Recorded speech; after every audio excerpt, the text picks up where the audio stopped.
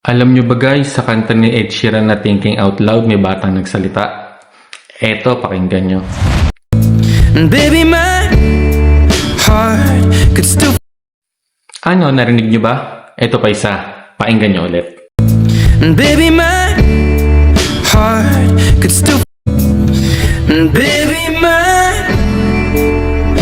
heart could still. Ano guys, napanood nyo ba?